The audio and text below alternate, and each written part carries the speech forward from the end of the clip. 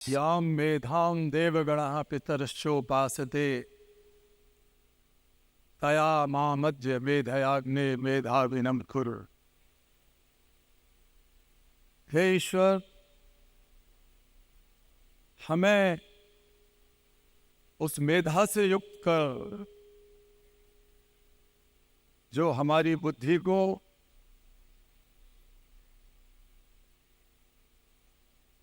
मेधावी अर्थात सृजनशील और रचनात्मक शोधपरक बनाती है। इस मेधा की उपासना हमारे पितर, हमारे पूर्वज और संसार को अपने योगदान से बेहतर बनाने वाले देवगण करते रहे। यह प्रार्थना इस कार्यक्रम के लिए सबसे ज्यादा उपयुक्त है। आदरणीय भाई मोहन भागवत जी हमारे इसरो के प्रमुख, हमारे कार्यक्रम के आयोजक, यहाँ बैठे हुए बहन भाई और 1000 के लगभग जो शोधार्थी उपस्थित थे। संभवतः यह पहली बार हो रहा है कि करीब 2.25 लाख शोधार्थियों में से 1000 चुने हुए शोधार्थी एक इस टेंट के नीचे बैठे हैं।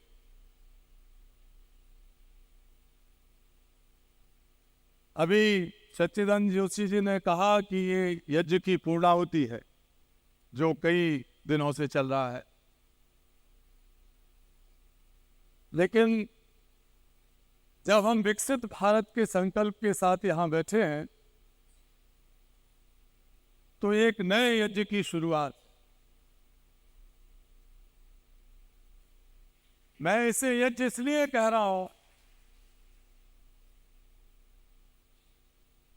अभी हमारी बहनों वेद मंत्र का उच्चारण कर रही थी। ऋग्वेद का पहला मंत्र है अग्निमीड़े पुरोहितम यज्ञस्व देव मृत्युजम होतारम रत्न धातम। जब भी समाज की, राष्ट्र की और मानवता की भलाई के इच्छुक, उसमें संलग्न और उसके लिए संकल्पवान लोग एक जगह इकट्ठे होते हैं, जैसे यज्ञ की इस भाषा में कहा गया है पुरोहित यानी नेतृत्वकर्ता, ऋत्विज यानी प्रेरणा देने वाले, और होता अर्थात जो अपना सर्वश्रेष्ठ राष्ट्र के लिए समर्पित करने के लिए यहाँ बैठे हैं 1000 हमारे शोधार्थी। तो ये पूरा का पूरा जो हो रहा है यहाँ कार्यक्रम, ये एक महायज्ञ है।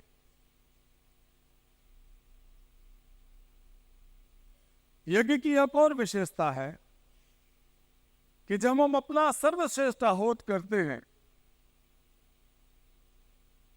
तो मन में कोई अहंकार, कोई घमंड, कोई वो भाव नहीं आता कि हम किसी को कुछ दे रहे। हर आहुति के बाद हम कहते हैं इदं नमम, ये मेरा था ही नहीं। जो मुझे इस धरती माता से मिला, जो मुझे उस मातृभूमि से मिला, जो मुझे इस संसार से मिला, अगर मैं उसको लौटा रहा हूं तो मैं किसी के साथ कोई उपकार नहीं करूं। ये यज्ञ का भाव। मेरा नाम सत्यार्थी है और आप लोग 1000 शोधार्थी सत्यार्थी और शोधार्थी में कोई ज्यादा फर्क नहीं है। आप अपने शोध के माध्यम से सत्य तक पहुंचते हैं, मैं अपने कर्मों के माध्यम से सत्य का अन्वेषण करता हूं।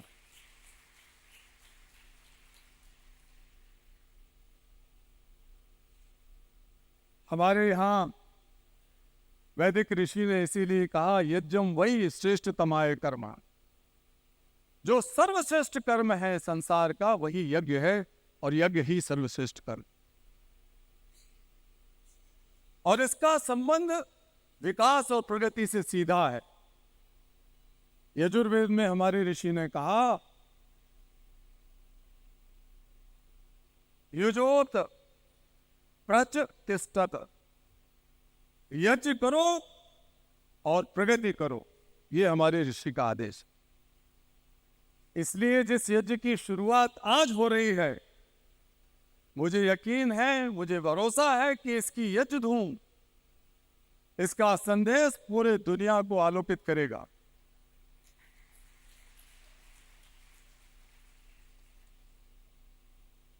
यहां एक दो बातें और हैं। जब हम विकसित भारत की अवधारणा के बारे में विचार करते हैं, तो एक बात जरूर ध्यान में रखने की है कि कहीं हम उस विकास को तो आलिंगन नहीं कर रहे हैं, आलिंगित नहीं कर रहे हैं, जिस विकास के वजह से मनुष्यता और प्रकृति दोनों खतरे में।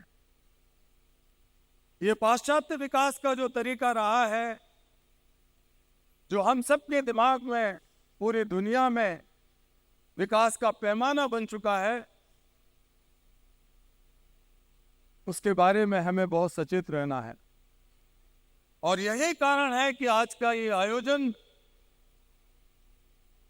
विकास को उन जड़ों में से शक्ति लेने की कोशिश कर रहा है जो भारतीय चिंतन परंपरा, भारतीय अध्यात्म, भारतीय दर्शन की जड़ों में से उत्पत्तित होने वाले सार्वभौमिक, सार्वकालिक मूल्य हैं। इसलिए हमारा जो अप्रोच है, हमारा जो तरीका है, उसकी जड़ें बहुत गहरी हैं और उसको हमें पकड़ के थाम के रखना।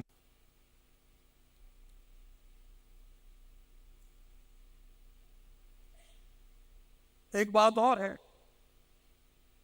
विकास की हमारे अवधारणा में ये नहीं है कि किसी के साथ लूट खसूट करो, आसपास के देशों में या दुनिया में कहीं जाकर कब्जा करो और उसी को अपनी खुशहाली मान। भारत के डीएनए में इससे उलट चीज है। जो कुछ भी आप जीवन में हासिल करते हैं, उसको आप कितना गुना करके लौटाते हैं, बिना किसी अभिमान के, बिना किसी घमंड के, बिना किसी उपकार के भाव के, और उससे आपको जो आनंद मिलता है, ये भारत के डीएनए का हिस्सा है।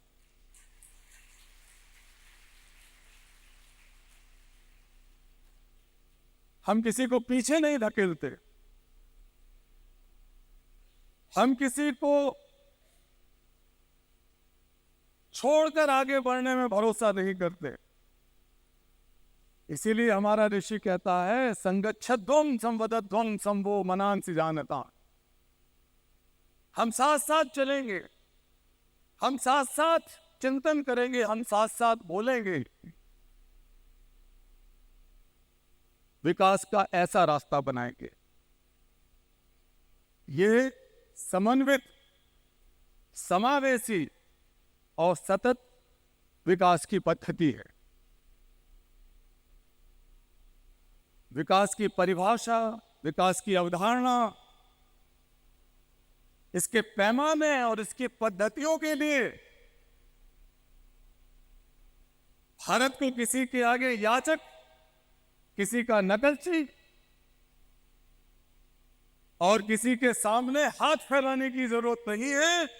हमारे ऋषि ने हमें हजारों साल पहले, हमारे वेदों में, हमारी परंपराओं में हजारों साल पहले हमें समानता का ये संदेश सिखाया था।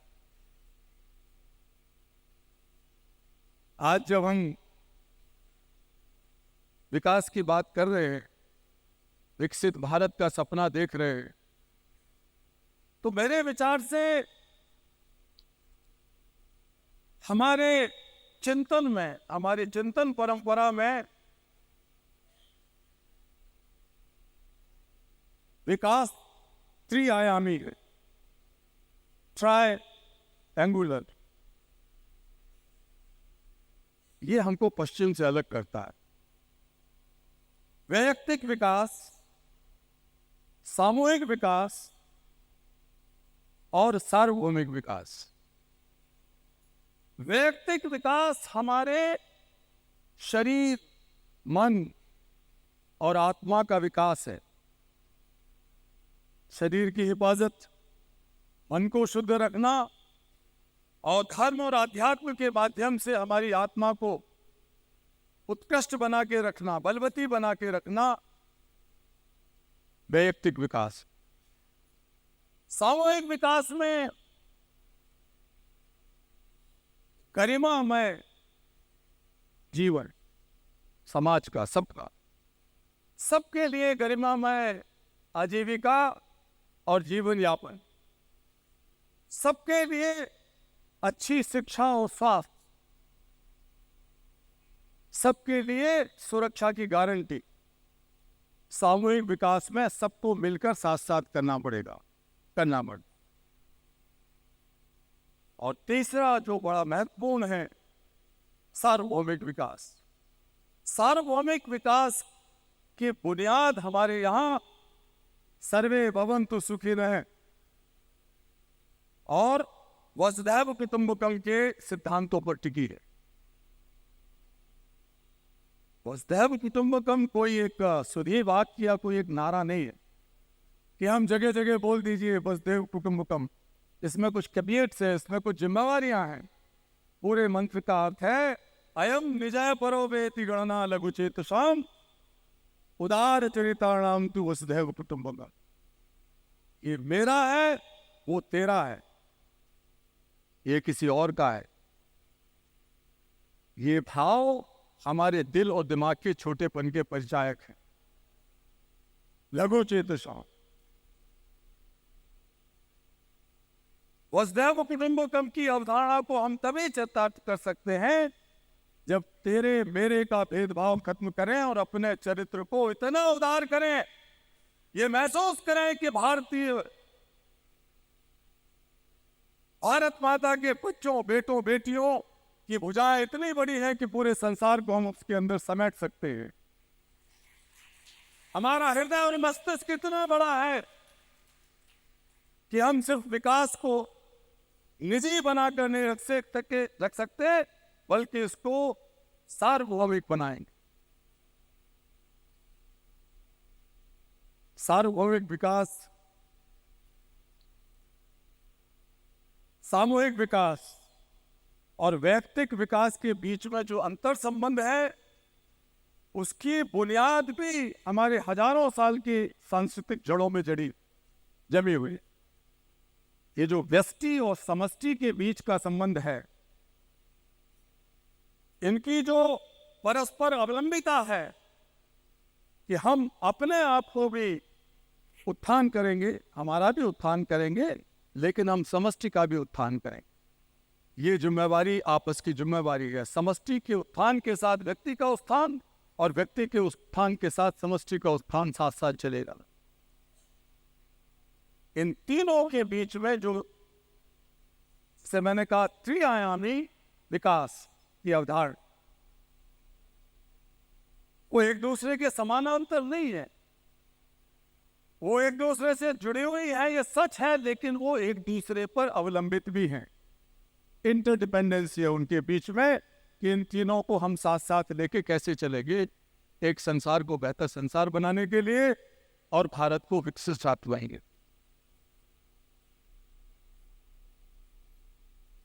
हमें एक और बात याद रखना चाहिए कि कुटुंब से भी ज्यादा हमारे यहाँ कहा गया, सकल विश्वम भवत्वमेव क्रीडम। पूरा विश्व एक घोंसले की तरह, घोंसले में रहने वाली चिड़िया अपने अंडों को सहेजना जानती है। वह चिड़िया जब चूजों की चोंचें खुलती हैं तो उसमें पानी की बूंदों और दाने से उन्हें शक्तिशाली बनाना जानती है। वो चिड़िया विश्व बैंक या IMF के दरवाजे खटखटाकर आर्थिक सिद्धांत सीखने के लिए नहीं जाती। वो चिड़िया किसी बहुत शक्तिशाली राष्ट्र से हाथ मिलाकर ये करने नहीं जाएगी कि आप हमें बताइए। ये हमारे DNA का हिस्सा है। हम जानते हैं कि हमारी चिड़ियाओं को हम इतना शक्तिशाली बनाते हैं, घोंसले के अंदर चिड़िया अपने चूजों को इतना स्वावलंबी और शक्तिशाली बनाती है कि वो एक दिन उड़कर अनंत आकाश को चुनौती देने लगते।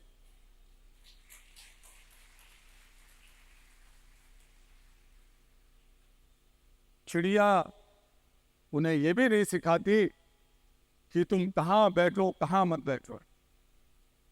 वो मंदिर में बैठ सकती है, मंदिर के कलश पर, उसके वो चूजे उड़कर मस्जिद पर बैठ सकते हैं, गिरजाघर में, गुरुद्वारे में, कहीं भी जाके बैठ सकते हैं। ये जो भाव है वसुधैव कुटुंबकम का संदेश इसी के अंदर नहीं थे।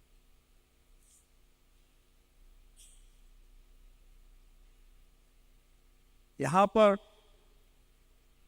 जो लोग बैठे, इस यज्ञ के होता, ऋत्विज और पुरोहित, ये निश्चित तौर पर एक नए इतिहास की रचना करने के लिए बैठे। जब भी दुनिया में भारत को न केवल विकसित राष्ट्र बल्कि भारत को, संसार को नई सभ्यता, नई संस्कृति, नए विकास की अवधारणा देने का इतिहास लिखा जाएगा, आज की ये घटना उस इतिहास में स्वर्ण अक्षरों में लिखी जाएगा। 1000 शोधार्थी और युवा यहां बैठे हुए हैं। हम एक बात और यहां कहना चाह रहे हैं कि जब हम इन विकास की अवधारणा, इस विकास की त्रिआयामी अवधारणा को देखना चाहते हैं और उसे लागू करना चाहते हैं विकसित भारत के निर्माण के लिए, तो हमारे वैयक्तिक विकास में व्यवधान कौन से हैं, उसमें शोध की जरूरत है। हमारे सामूहिक विकास में कौन से व्यवधान हैं, उनको हम कैसे दूर करें, शोध की जरूरत है। और हम सार्वभौमिक व्यवधान कैसे दूर करें, कुछ बातें इसमें हैं। मेरे विचार से ये जो भूख है पूरी दुनिया की एक समस्या है, बेरोजगारी है पूरी दुनिया की समस्या है, गरीबी है पूरी दुनिया की समस्या है। विज्ञान और टेक्नोलॉजी इसमें बहुत बड़ा योगदान दे सकती है। समाजशास्त्रीय विश्लेषण की शोध और अध्ययन इसमें बहुत बड़ा योगदान दे सकते हैं। हम कृषि और खाद्य सुरक्षा की नई नई तकनीकें ढूंढने की कोशिश कर सकते हैं। जब हम आर्टिफिशियल इंटेलिजेंस की अच्छाइयां देख रहे हैं, उसमें कमियां भी हैं। ये जो मशीनी बुद्धि है, अगर इसमें मानवता का अंश चला गया, मानवीयता का अंश चला गया, तो ये बहुत विभत्स खतरनाक चीज बन सकती है। इसलिए मैं कहता हूं कई जगह, भारत में भी और बाहर भी, कि how to incorporate artificial intelligence with compassionate intelligence. Compassionate intelligence जहां आप दूसरों के दुख दर्द को, तकलीफ को, समस्या को अपना समझे, लेकिन समझकर चुपचाप अनुभूत करके ना बैठ जाए, पूरे संकल्प के साथ, पूरे मनोबल के साथ, पूरे सामर्थ्य के साथ दूसरों की समस्या का समाधान ढूंढे, अपनी समस्या समझ। हमें वो समाज बनाना है जहां समस्याओं का रोना रोने के बजाय हम समाधानों की संस्कृति की रचना करें। हमें वो राष्ट्र बनाना है जहां समस्याओं के ईंधन में से हम समाधानों की अग्नि प्रज्वलित करें और उसके प्रकाश से पूरे विश्व को आलोकित कर। ये काम हम नहीं तो और कौन करेंगे। मैं कहता रहा हूं, अपनी बात समाप्त करने से पहले फिर से दोहरा देता हूं कि दुनिया समस्याओं को जानती है। दुनिया के नेता और विद्वान समाधानों को भी जानते हैं। दुर्भाग्य ये है कि हम जिन समाधानों की खोज करते हैं उनमें से नई समस्याओं को जन्म देते हैं, फिर उनके समाधानों की खोज करते रहते हैं। ये दुष्चक्र समाप्त होने वाला नहीं। हमें इन सब विषयों पर शोध करने की जरूरत है। हमें शिक्षा में ये शोध करने की जरूरत है कि कैसे उसे समाज उपयोगी बनाने के साथ साथ सांस्कृतिक मूल्यों के साथ जोड़ने के साथ साथ रोजगार परक बनाया जाए, एम्प्लॉयबिलिटी कैसे पैदा की जाए उसमें। ये सारे मुद्दे हैं जो आप लोग 2 दिन में चर्चा करेंगे। लेकिन इन समस्याओं का समाधान संसार की इसलिए नहीं हो पा रहा कि जो मनसा वाचा करना है उसकी ईमानदारी हम खोते जा रहे हैं पूरे से, हमारे व्यक्तिगत सामाजिक सामूहिक जीवन में और सार्वभौमिक जीवन में, वैश्विक जीवन में। समस्या के समाधान करता हूं और समस्या पीड़ितों के बीच में खाई छोड़ी होती जा रही। आम लोग समस्या से मुख मोड़कर एक स्पेक्टेटर, एक साइलेंट ऑब्जर्वर बने रहते हैं और इस वजह से समाज में अत्याचार, बुराइयां, पीड़ा और समस्याओं को जो जन्म देते हैं, चलाते हैं, वो ज्यादा मजबूत होते चले जाते हैं और वो ज्यादा तौर तरीके खोज लेते हैं जिससे कि वो अपनी शक्ति को और अर्जित कर सके। ये सारी चुनौतियां हमारे सामने हैं और इसका समाधान करुणा के वैश्वीकरण में है। हमने बाजार का, व्यापार का, टेक्नोलॉजी का, डेटा का, सबका वैश्वीकरण किया और उसके अच्छे बुरे परिणाम देख रहे हैं।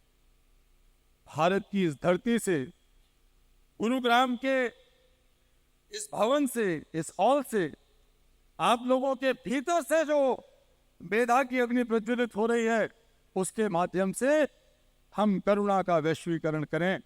और इसमें जितनी शोध की जरूरत है वो शोध हम सबको मिलकर करनी है कि हम किस तरीके से एक बेहतर दुनिया बनाने के लिए करुणा को एक पावर की तरह, एक प्रोपेलर की तरह, एक एनर्जी की तरह इस्तेमाल करें। Compassion is not a soft और weak emotion, it is innate power which God has given to us. It is different from everything. It's different from kindness and mercy. It has the power of transformation. And how researchers and scholars like you can make it happen. आप लोग इसे कर सकते हैं और अगली बार जब हम मिलेंगे तो हमारा देश, विकसित भारत की तरफ कई कदम आगे बढ़ चुका होगा और हम उसे सेलिब्रेट करेंगे। आप लोगों का बहुत बहुत धन्यवाद।